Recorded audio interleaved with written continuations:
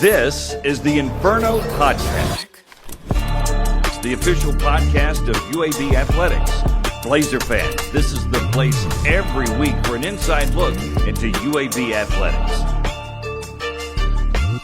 This episode is brought to you by Pearl River Resort. Welcome into the Inferno Podcast. I'm your host, Scott Griffin. It is Season 2, Episode 2 here, and we're going to talk a little soccer, a lot of soccer, actually, on today's show. Today's episode rundown is brought to you by Legacy Credit Union. It is the official credit union of UAB Athletics. So soccer season starts. We talk about football, the Americanized football. Well, this is obviously the European version of football, but it starts coming up. We're going to have our guest, our Coach's Corner with David Lilly, the newish coach of UAB. He's been here a year, but still new to UAB land. And our Blazer of the Week, Yvonne Jolivet, a midfielder, a graduate student who has brought some winning ways to the men's soccer team as they've seen some tremendous growth over the last year. So we'll talk to them about that on the rundown. Now, as always, you can follow us on YouTube and social media at all the listings here. Be sure you like and subscribe. You hear that a lot. It really helps out the UAB Athletic Department to like and subscribe and ring the bell for notifications when you do that so you don't miss any podcast on whichever medium that you choose to use. So be sure you do that for us as well. All right, we will take a break. We'll come back and talk a little soccer here on the Inferno Podcast. Stay with us.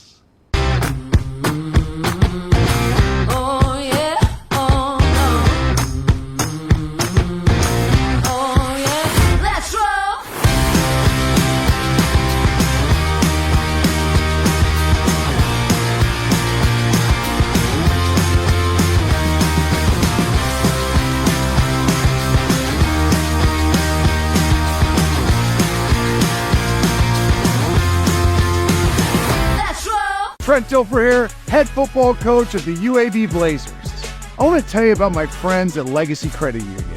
Legacy began as University Credit Union in 1955 and remains committed to UAB faculty, students, alumni, and fans. Not only do they support the Birmingham community, but they are also proud sponsors of UAB and UAB Athletics. Visit LegacyCreditUnion.com and find out why you should become a member today. Welcome back to the Inferno Podcast. I'm your host, Scott Griffin, and right now, Coach's Corner, one of my favorite segments, where we get to talk to the coach, get to know them a little bit, what they do on the field, and their personality a little bit. And today's Coach's Corner is brought to you by Pepsi and Viva Health. And today, we're talking to David Lilly, the new UAB men's soccer coach. Of course, you've been here a year, but still new to us. So, David, how you doing? We're doing well. We're just 2 games into pre-season, had our second game last night, and got a good night's sleep, so we're doing well. Doing well. Thanks for having us. We got to talk about the accent so people know, because they're going to wonder if I don't ask you right off the top of the bat. So tell us about your background, where you're from. Yeah, from Scotland, came over to America when I was 17, played college soccer for 4 years and played a little bit after, but got into coaching pretty quickly. So been in America over 20 years now, spent half my life in America, but still got a little bit of the Scottish accent. Do you, what was the thinking on coming to America? You reach a point in your career where you want to continue studying, you want to get a degree, but you also have ambitions of trying to play professionally, and wasn't willing to give up either one of those things. And the US has a really unique opportunity where you can get your degree and you can keep trying to play at the pro level, even if it is 3-4 years later, whatever it is. Yeah. So that was really exciting to me that you got to do that, and you've got your ambition of going to play, but you've also got the backup of having a good degree as well. Yeah, which you did, played for Carolina, and what, 2 or 3 years of professional? Yeah, right? Slightly less than that. And, okay. and I went back home for a bit, and then decided it would probably be best to start a coaching career after that pretty early on. Because you didn't want to work, right? No. And what probably wasn't good enough to get where I needed to go soccer-wise either. So at least I was able to realize that at an early age. So you got to love it if you want to be a coach. So tell me that thinking. And then you've got to also, I think, have an inner confidence to go, I think I would be good at that as well. So what were you thinking? I'd be lying if I said that was the the goal all along. I think coming over here and spending 4 years in America, getting my degree, and then getting an experience of what it was like at the next level, I think I just realised how much I loved college soccer. Really, I had the best 4 years of my life in college soccer, really, really enjoyed it, and just wanted to get back into it. I think it's a really unique age group you work with that they're old enough where they've got some good foundations under their belt, but they're young enough to where they've still got goals to achieve, and that was a really nice area for me to be in. So, that's why I'm still in it. So let's go through the journey a little bit. You start NAIA level, which is natural, right? Yep. Go breaking into coaching. Yep. Assistant coach. Yep. You end up at East Tennessee State in the Yep. Southern Conference. Yep. Did well there, I think a first and a second. Yep. Then this job. So the ascension has been pretty quick, right? Yeah. Would you say? Yeah. Fairly quick. Maybe not to you. Yeah, maybe not to me, but I guess since I became a head coach, I did 4 years at Milligan and in the NAIA, and then it only ended up being 2 years at East Tennessee State before I came here. So that felt quick. But there was already a really good foundation in place at East Tennessee State, and we were able to do pretty well early on. So that led us to UAB. So so that's Division I to Division I, and not crazy difference in the level. Yeah. So what made UAB the right place?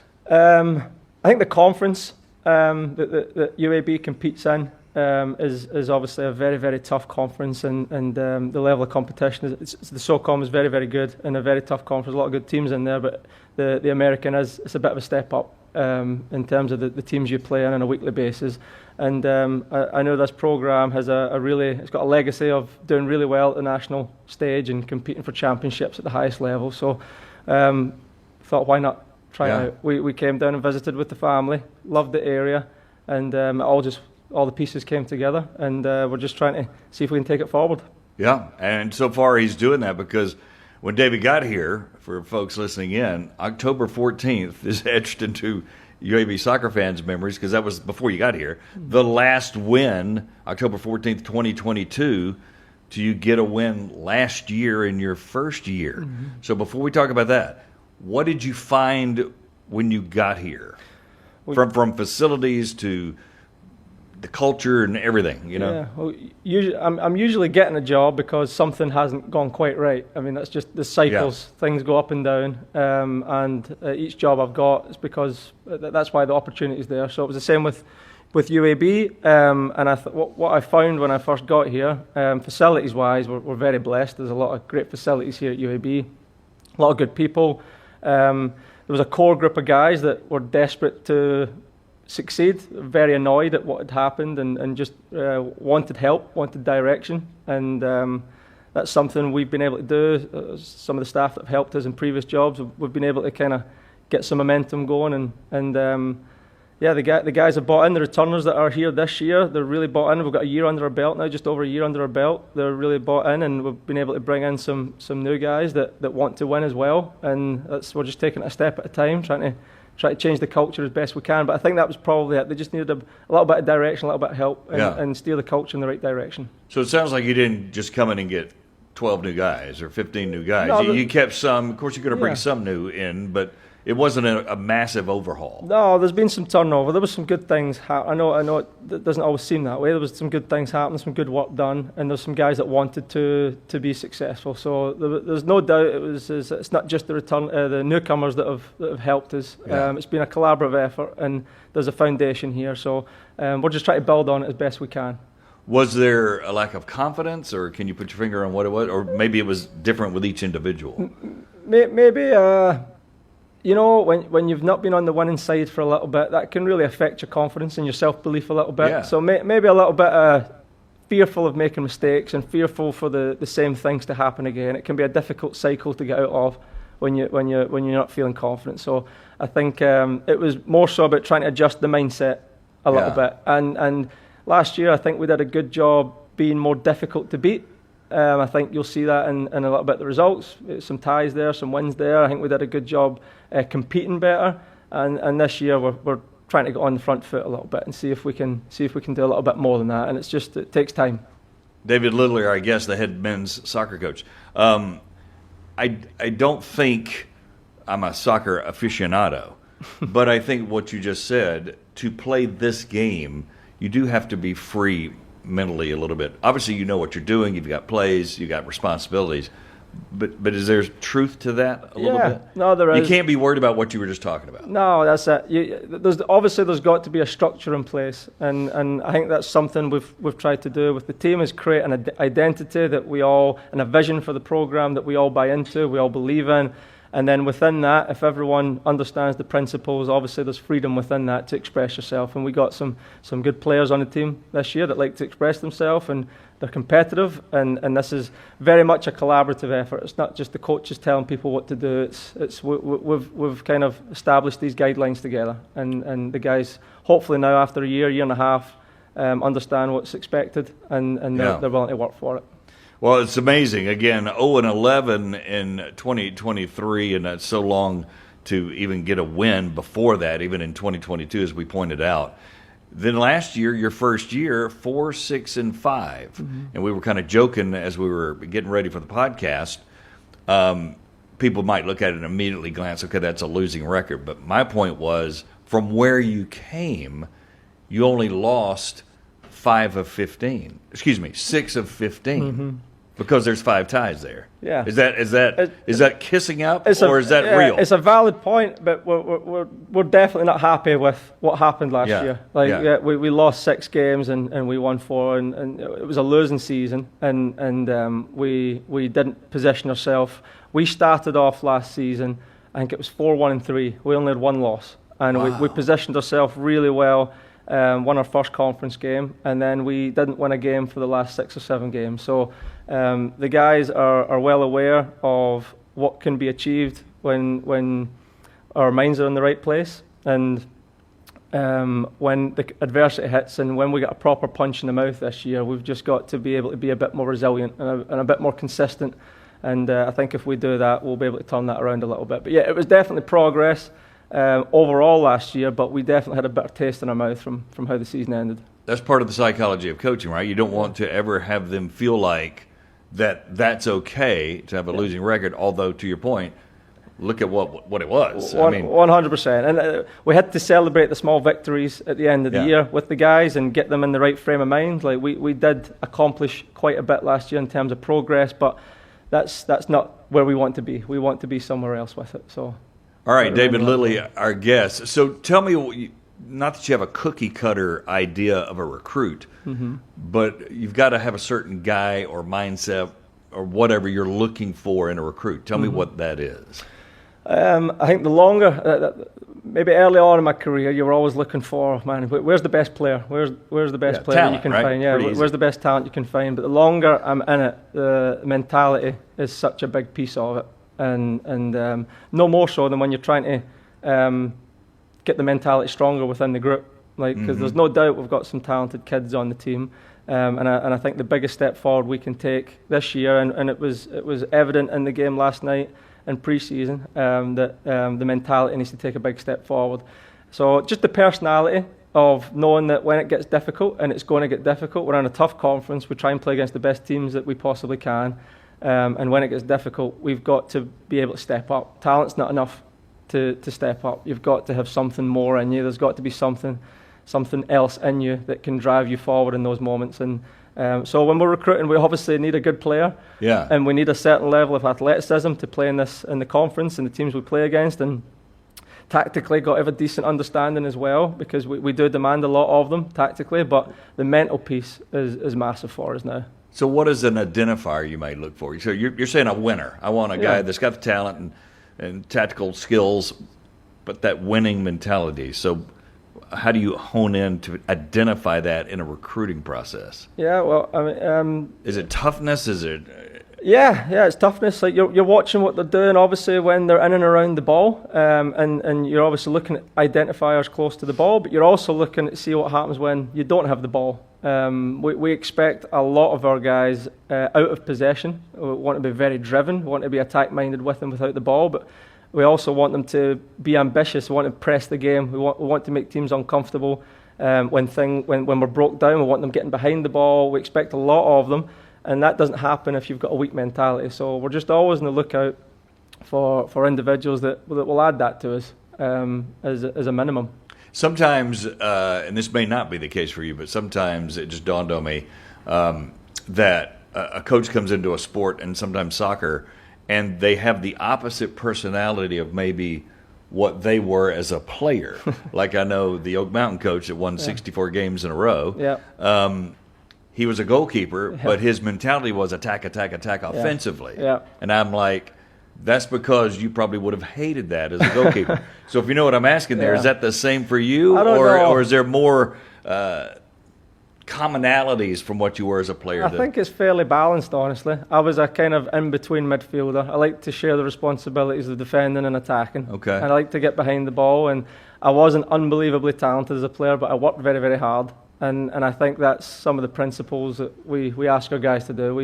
We want to be excellent defensively. We want to be excellent going forward, and we want to be the hardest working team that anyone plays against. You don't want them to mentally say, "I'm just an offensive guy." No. You know. And maybe players lean more on the offensive side, and it's your job to tweak it a little bit and maybe lean on more on the defensive side. Right. That certainly happens. It's never the case where you get someone that's the total package and it's 50-50 and everything's perfect. But I think if you've got those underlying principles with the personality, then you can typically, and they're coachable, you can typically work with them. So when you won last year at 4, 6, and 5, what went right? If there was a commonality, I know every game's different. But. Well, we started off the season against Chapel Hill, and we lost that game 1-0. And there's some games where you might lose the game, but you feel like you've took a big step forward. And we left that game obviously disappointed with the result, but knowing that was a huge step forward in what I was just talking about with our mentality. Like we controlled parts of the game on the ball, and we made it difficult for them. We created chances, and that was a big boost for the guys going into the next games. I think we picked up our first win in a long time after that. Mm-hmm. And it's amazing what a win can do for the confidence. So before you know it, the guys are starting to believe again, and we went on a good run of maybe 7 games undefeated. But then it comes back to we got a punch in the mouth. Right. And then how quickly can you recover from that? And we didn't recover last year. So that's the name of the game this year is we can't get too high when things are going well, and you can't get too low when you get that punch in the mouth. And we're just going to try and stay steady and as present as we can for each game. Yeah, even kill. So tell us about this year's team. What do you see? What do you have? What do you like so far that you see? And maybe, okay, this area is a concern we got to get better at. Yeah, I think we've taken a step up in probably each department, in terms of definitely very competitive for places right now. The goalkeeping positions has become very competitive. We've added throughout the lines, and we've got a nice blend of returners, guys that have kind of seen how things operated last year. And you're going to speak to Ivan a little bit later, and he's a core piece of that. He's obviously bringing a lot of experience from where he's been, and he's a leader in the group. And then I think we've done a good job. Obviously, it's very early. We're only 6-7 days into pre-season at this point right now. But those guys that have come in, and you're looking to see how quickly they can adapt, and they've adapted fairly well so far. But 2 games in, and I think they're going to add up a few bits of experience and some guys that are young and hungry, but that have added a little bit of energy to the group as well. So the team right now is looking pretty good, but we're waiting for that punch in the mouth to see how we really do. Yeah, you don't know, right? Until adversity hits. Until the first game. So Elon is the first game at home, and that's the 21st of September. Then Louisville. After that. So tell me about the scheduling of those two. I'm sure there was purpose to that. 21st of August. For Elon, and then I think it's a few days, 3-4 days later on that Monday we play Louisville. And obviously nice to open up at PNC here in Birmingham, and hoping to get a good atmosphere going for that. But 2 really tough games. I think Elon they're always trying to get in that national tournament and try to win their conference. I think they were in the top 60 RPI, so that we know they're very well coached, and they're going to bring a really good test to us. And obviously Louisville are a good ACC program. So we're just it's a tough schedule. We've got a hard schedule. We also play Clemson and UNC again, and obviously our conference is very tough. So we've tried to position our guys to be tested. And be challenged and be put in difficult circumstances, because they're not going to avoid that when conference season starts. So let's learn all our lessons and let's see if it shakes out for the conference.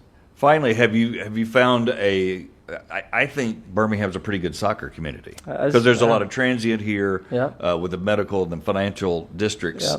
Have you found that? Obviously, you can always use more fans, but tell me what you found here. No, there's a big soccer community. It's kind of taken me back a little bit since we've been here. Obviously, you get involved in the community. There's some big clubs in the area who have lots of players on their teams, and there's a real thirst for soccer in the area.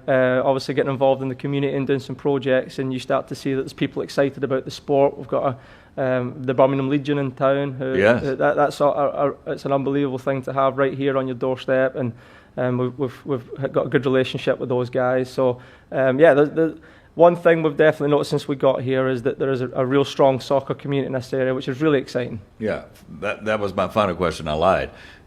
You can draw a little, probably 50, 100-mile radius and find great talent here. Yeah, there is, and you'll see that on our squad. Like, we've got some good local guys. Lucas Rezo scored a great goal last night. Mm-hmm. We got Alan Melendez. Yeah, we got Caleb Jowers. We got a lot of guys. I won't be able to remember all the guys from Alabama, but we got a good blend of internationals, and we got some out-of-state kids, and we got a core group of guys from Alabama who I think it's really important that they're involved in the program. They're really passionate about representing the community and representing UAB, and they're desperate to get the program where it should be. And I think that's a really important thing for everyone. Great stuff. David, thanks for hanging out with us today. We wish you great success this year. Thank you very much. Thanks for having us. That's David Lilly on our Coach's Corner, brought to you again by Pepsi and Viva Health. We'll take a break and come back with more right here on the Inferno podcast.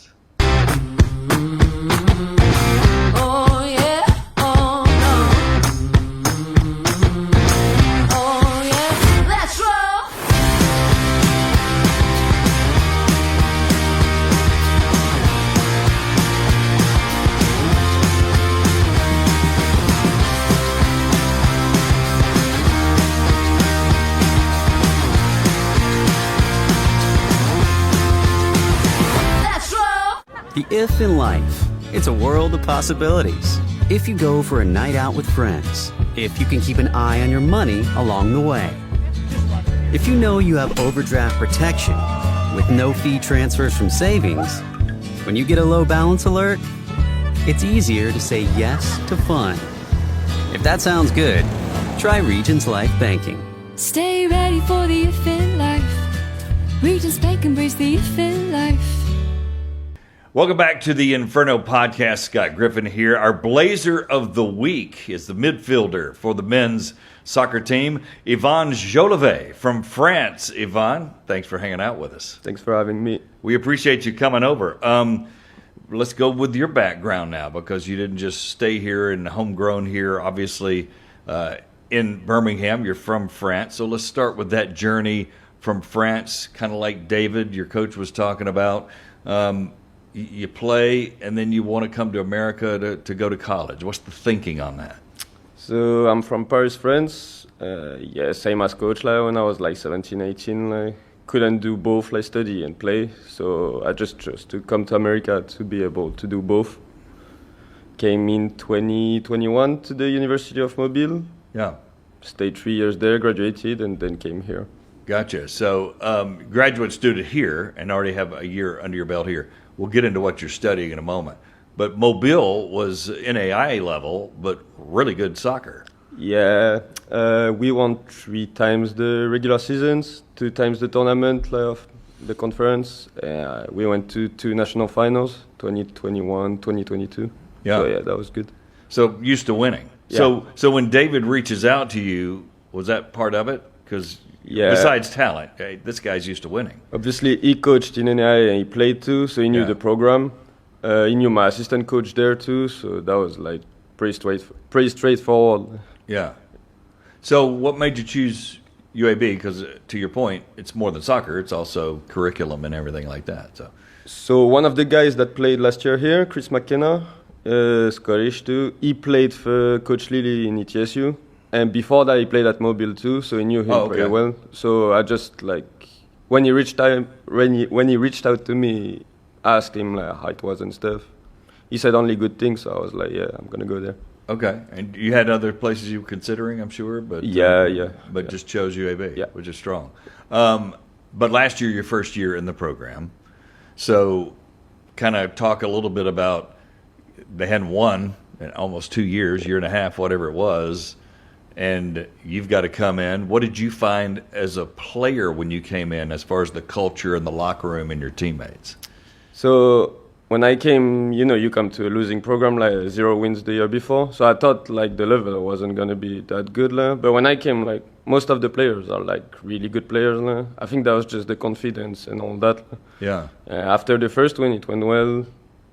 We lost like the second game of conference and lost like 6 in a row, which wasn't good. But like the beginning of the season was really good last year. So what went right? Talk about from a player standpoint, the first part of the year.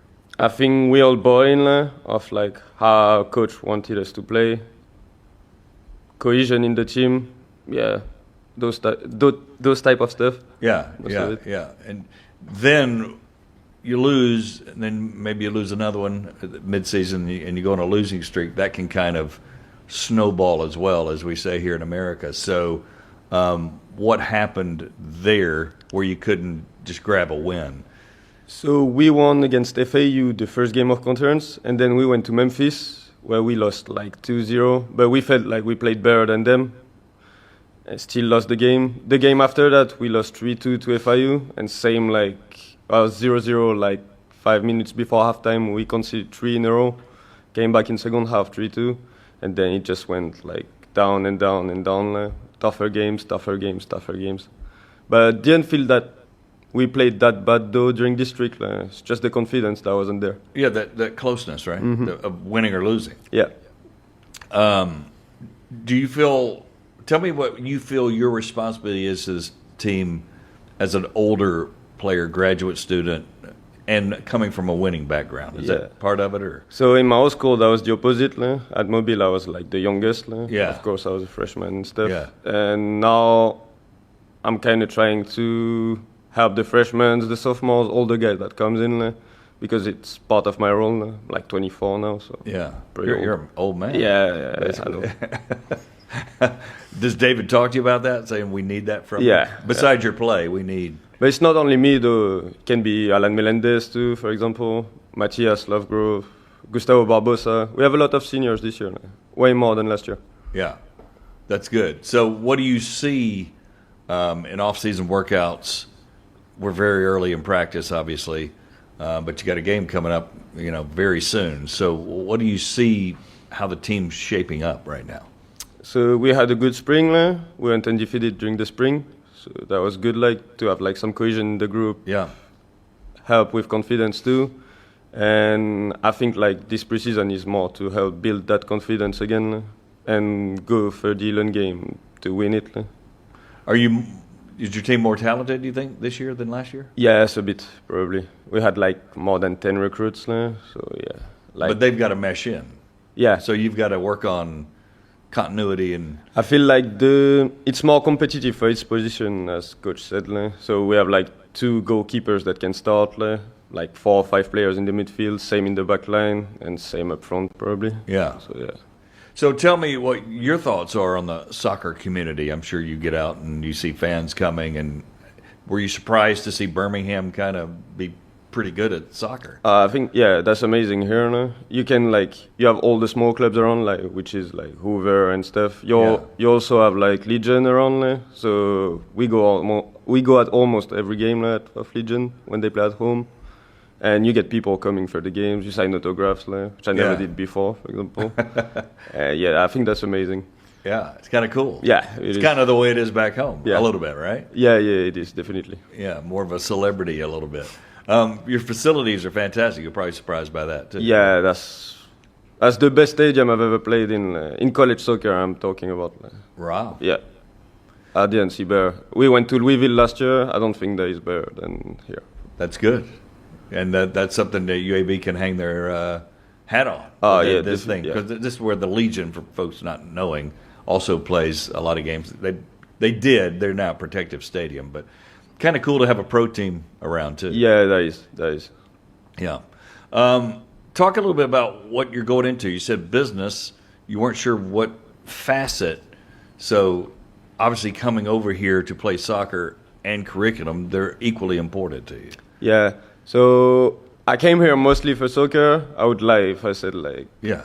But like, I just wanted to have a degree or something to rely on if I don't go professional after and stuff. So I'm just like I'm doing business because it's really wide. I can do it multiple stuff after. So yeah, basically yeah. So where's your thought process on the pro career deal now? But now I'm getting old, so I graduate in December too. So like probably try to find a job like an OPT to stay here.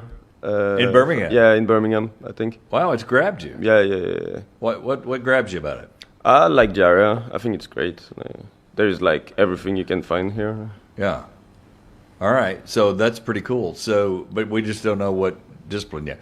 I don't want you to make a decision now. You got another year to enjoy, or at least a few months to enjoy your last year. So tell me about the conference. David talked about the American Conference being so fantastic. What do you see as a player? Every game is tough. You play against teams like Charlotte, Missouri State, Memphis, which are like, we have like probably 5 or 6 teams that can be in the top 25 every year. So it's really tough. Every game. Good.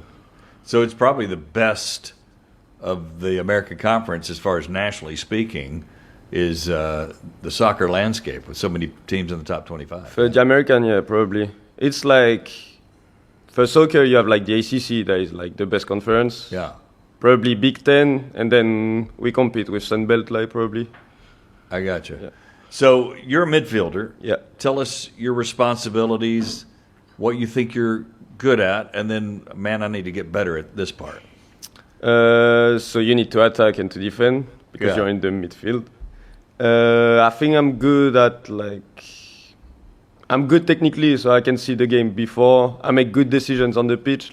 I'm not the most athletic. I'm not that tall. I'm not that strong. So maybe I could improve at that. Yeah. And yeah, just the mentality. I think that's the biggest part there. Help your teammates. So you've got to see the game before it happens, is what you're talking about. Yeah. To make up for, if you're not as quick, if you see it before it happens, you can be as quick. Yeah, basically, exactly. That kind of thing. Exactly. And know where a pass or defensive play is going to happen. Yeah. Gotcha. Talk a little bit about just the expectations after 4, 6, and 5. And again, you heard me talking to David, and it wasn't a kiss-up question, I promise, that you only lost 6 out of 15. You may not have won all those, but you only lost 6 out of 15. Is that the way the team felt, or is a tie not good? No, a tie is not good. Okay. Every time you step on the pitch, you want to win. I mean, it's the mentality of the team that, we were not happy last year after this record. We expected to win way more than that. Yeah. Well, I think you're expecting more this year too. Yeah, I would think. Yeah. We try to compete for any championships and stuff. Yeah. So, yeah. We'll see. We'll see what happens with UAB men's soccer. All right, you want to have a little fun? Go on. We do what we call the lightning around here, where we ask you kind of bizarre questions. Okay. They may be planned. They may come out of my distorted mind. So we'll start with that. My first question is, when you came to America, what food kind of grabbed you that surprised you? Like, man, I really like that. Was it fried chicken or what? Crawfish. I went to Mobile, so yeah. I think that's the best. That's the best food in the South. Yeah, it's classic. And you've seen it though, right? When it's caught and you still put it in your mouth. And yeah. Doesn't matter. Tastes good. What do you like about it? The spice or the spice? The way they give you the food, it's in a paper and stuff. Yeah. Yeah. So do you twist the head off and you do it that way? Yeah. Did that kind of freak you out the first time? No. We did we don't have crawfish, but we have similar stuff back home. Oh, so no big deal. No. Do you like it with etouffee? With a little rice and sauce? Yeah, and corn too. Yeah. Okay. So that's good. What food have you tried you thought that's the worst tasting stuff I've ever had in my I don't like catfish. Yeah. Really? Yeah. But you like crawfish? Yeah. Catfish. No. Well, what is it about catfish? I think that's the fact that it's like fried, everything on top. I just don't like it. You can get it blackened, and grilled, but fried is. I just had it fried. So. Oh, well, you might need to try it something else. So, what do you like to do? We talked about school soccer. You got to have that outlet where there's neither that's good. You enjoy. I got to do this to get away from soccer side and the school side. Just like, maybe a hobby or whatever. Yeah, just like to hang out with my friends, which here are like my teammates mostly. Yeah. So yeah. Are you playing video games? You talking? What do play you cards. Cards. Play cards a lot. Yeah. All right. So what's your game? Yeah. Play poker. Poker. Yeah. Wow. Is there a little money involved? No. I'm still a student, right? Yeah. So you guys like to play poker? That's kinda cool. All right. So what is the best? And this is going to be a different answer than we normally get from guys. The best sports venue you've ever been to in your life? It might be back home. Life. It might be here. A stadium or something that was kind of wow. I played. Maybe it was World Cup. I don't know. Yeah, I played in the PSG stadium. So, that's the Parc des Princes. That's named. That's like a beautiful place. I went where else? I went to the Stade de France, which is like the biggest stadium in France. 80,000 places. I was ball boy for the Euros. Really? 2000, Okay. What was that? 16? Yeah. Yeah. So I was going to ask about.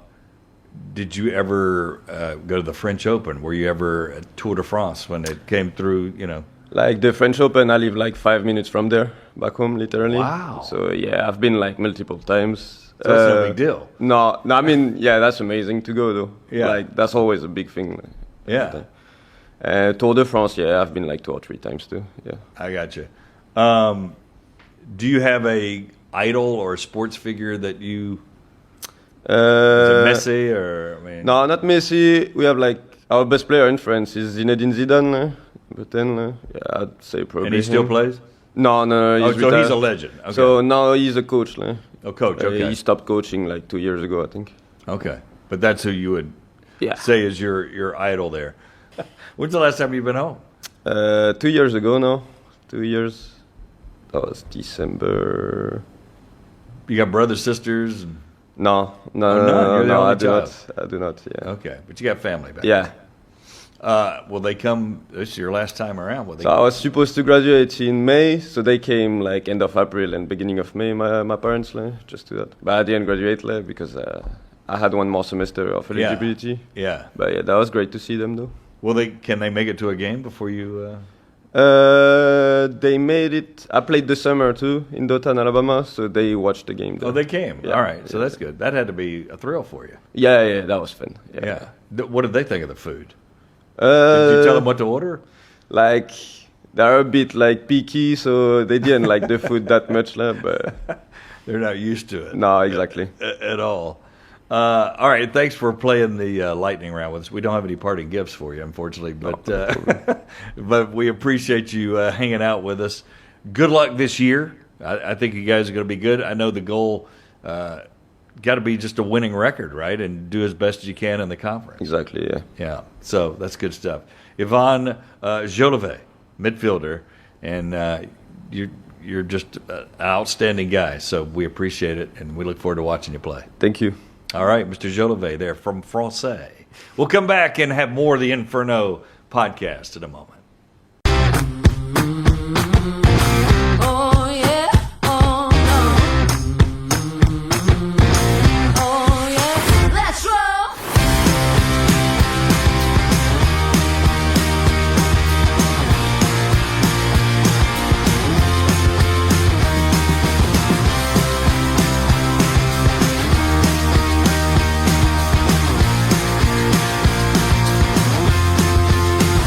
Let's roll.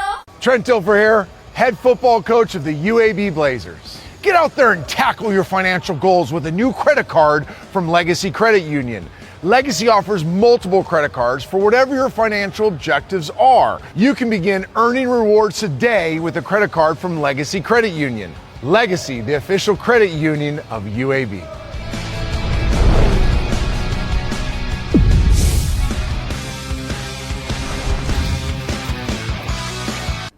Welcome back to the Inferno podcast. I'm your host, Scott Griffin. Let's take a look at the schedule for Blazer Nation this week. Women's soccer's already started with a home game, but now they got to live out of a suitcase a couple of the games, and they will start against East Tennessee State. That's August 17th, a 1 o'clock kick for that. Men's soccer with their first home opener, August 21st at 7 o'clock at PNC Field. They'll take on Elon, who's always a strong top 60 RPI kind of soccer program. Women's soccer, again, on the road, same day, same time, but in Oxford, Mississippi, taking on Ole Miss, obviously. And then finally, volleyball's at Alabama State on August 22nd. They don't have a time for that one yet, but you can check your listings to see when that is. Men's soccer will have another game afterwards, another home game as they start the season with 2 home games. That'll be against Louisville, August 25th, if you want to make advanced plans on that. But that's a look at the action for Blazer Nation on the scheduling. And that'll wrap up the Inferno podcast, Season 2 episode here, and Season 2 episode, I should say. And we appreciate you watching. Be sure you spread the word, like and subscribe, and be sure you get those notifications and that ringing of the bell to make sure you don't miss the Inferno podcast. Thanks for watching, and we'll see you next week.